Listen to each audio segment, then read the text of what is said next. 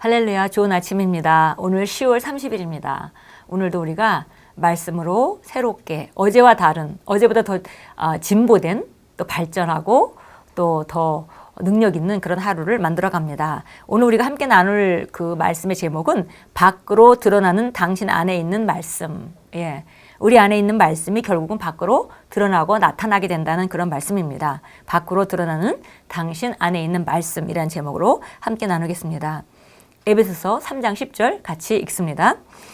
이는 이제 교회로 말미암아 하늘에 있는 통치자들과 권세들에게 하나님의 각종 지혜를 알게 하려 함이니, 예, 교회가 하늘에 있는 통치자들과 권세들에게 하나님의 각종 지혜를 알게 하려 한다 그랬습니다. 예, 하늘에 있는 통치자들과 권세들이라는 것은 결국 이것이 영적 존재들을 말하는 것이죠. 천사들, 예, 천사들과 이런 그 천사들이 조직이 있는데 바로 그들에 대한 이야기입니다. 교회가 바로 그들에게 하나님의 각종 지혜를 알게 한다 그랬습니다. 읽겠습니다. 새로운 피조물인 우리에 대해 천사들도 도저히 납득하지 못하는 것이 있다는 사실을 아십니까? 천사들은 영광스럽고 경이로운 존재들입니다.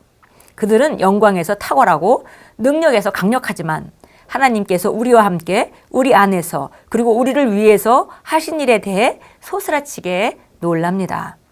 그들이 그처럼 영광스러운 존재이지만 하나님께서 그들 안에는 사시지 않는 반면 우리가 비록 자격이 없지만 우리에게 새 생명을 주셔서 우리를 그분께서 사시는 성전이 되게 하셨기 때문입니다. 이것은 천사들에게 항상 신비로 남아 있습니다. 그들은 그것을 이해하지 못합니다. 자, 집중하십시오. 하나님께서는 천사들에게 그것을 설명해 주도록 우리를 택하셨습니다.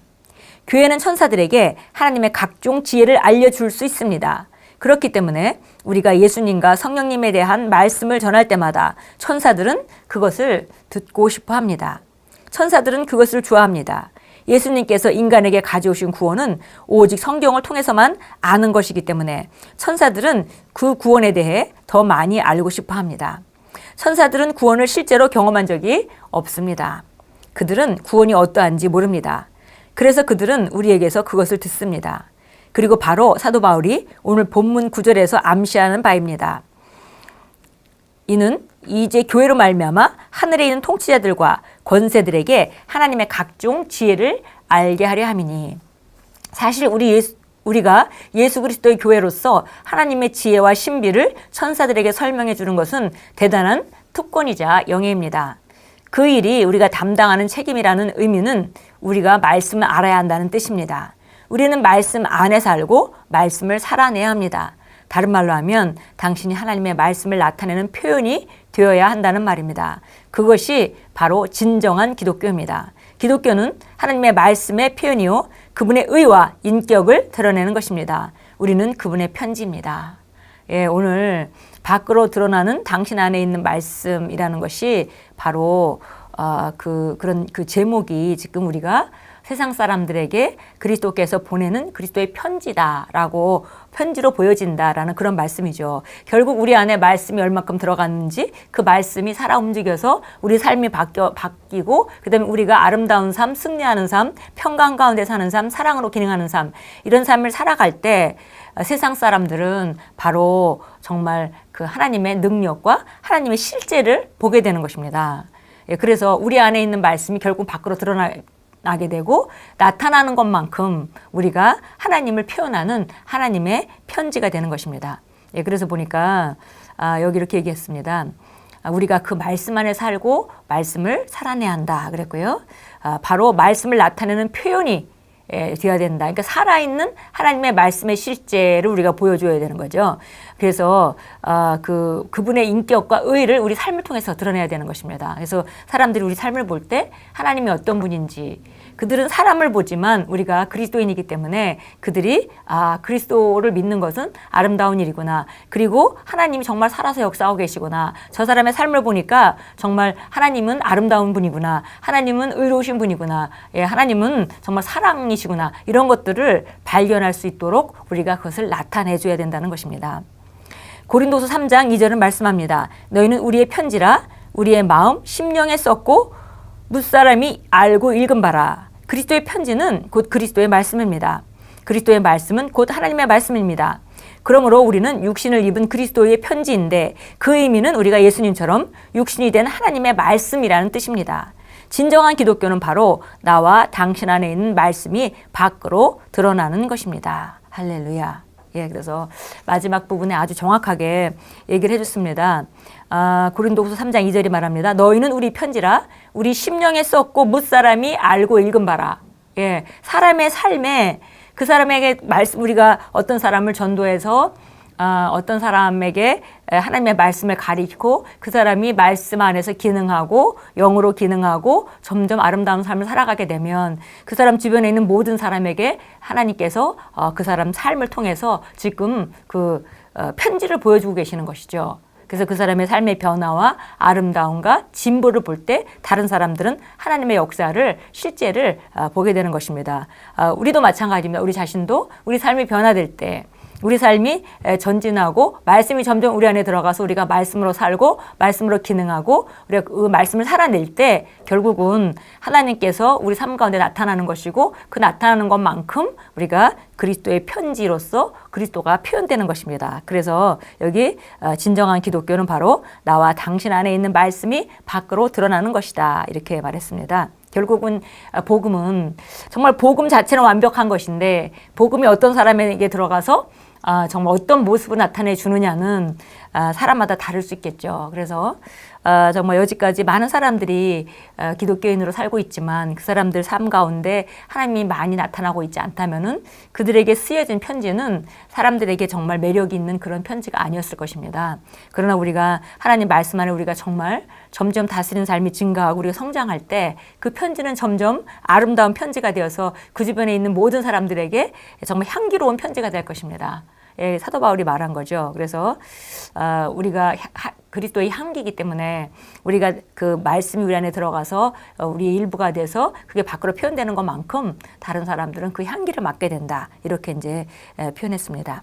예, 참고 성경 보겠습니다. 고린도서 3장 18절입니다. 예, 우리가 잘 아는